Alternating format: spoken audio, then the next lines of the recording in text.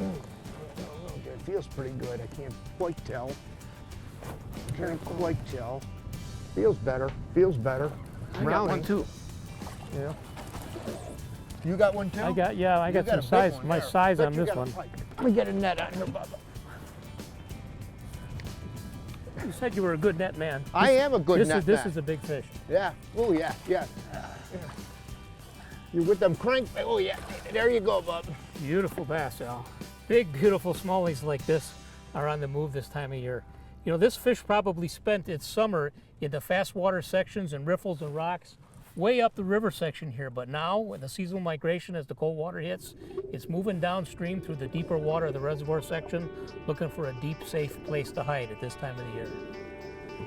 As water temperatures dip below 60 degrees in fall, river smallmouths commonly migrate 20 to 40 miles during a dramatic seasonal transition.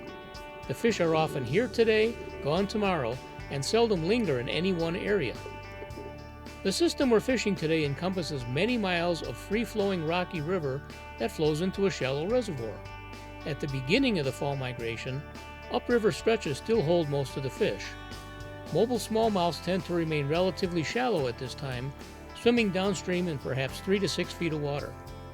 Several weeks to a month later, as water temperatures dip from the high into the low 40s, smallmouths will have vacated the shallow upriver stretches in favor of deeper downstream areas where current dissipates throughout the reservoir. Arriving groups of smallmouths pile into deep wintering holes and begin forming huge concentrations where hundreds of bass cluster tightly together along the bases of drop-offs out of strong current flow. You know, what's intriguing is usually you think about smallmouths being in the fast water, and then if they're going to be on an island or a bunch of rocks, they're going to be on the top side where the water's coming down and pounding that front face and is real turbulent. Well, the water here is real high and it's cool, it's a fall, and actually these smallmouths that we're catching are on the downstream side of what is basically an island here, and they're in that little pocket of a little bit calmer water on the bottom end of an island, and that's not usually where people would think about smallmouths, but under these conditions it seems to be where the herd is gathering. I should have to wake one up before David gets in there with that other color. You know, whack him again. I had the right spot right there. I had a good cast there. I should have meat hogged him on that one. Like that fish right there. Big one there, David. My turn. Want a net for that guy? Yeah. You know, with that DT, I prefer to. You're on your own. I've got one. You got one too? I got one too, yeah. Oh, David. You're making, well, I got mine first, so I net mine first. I got to net my own fish. I got to run the, who's got the biggest fish? Well, I'm doing mine. Let me see. Oh, get yours in here. Come on, get them both in there. Lift them, all right. Oh, man, you know what? I got to put them back. This fish is bigger than mine. Here, get yours out of here. The fish we're catching today are fairly shallow, in about 3 to 6 feet of water.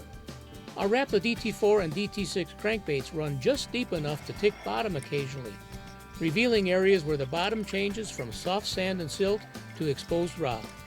When we feel rock along the edges of the channel, get ready to set the hook. Oh, there he is. By mid-fall, as more and more smallies arrive in the downriver reservoir section, fish begin dropping into perhaps 6 to 12 feet of water along the edges of their wintering holes.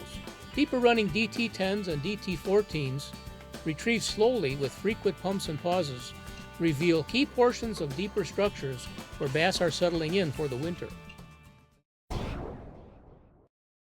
Hey, for more detailed information or to purchase any products you've seen on this show, go to lindermedia.com. And thanks for watching.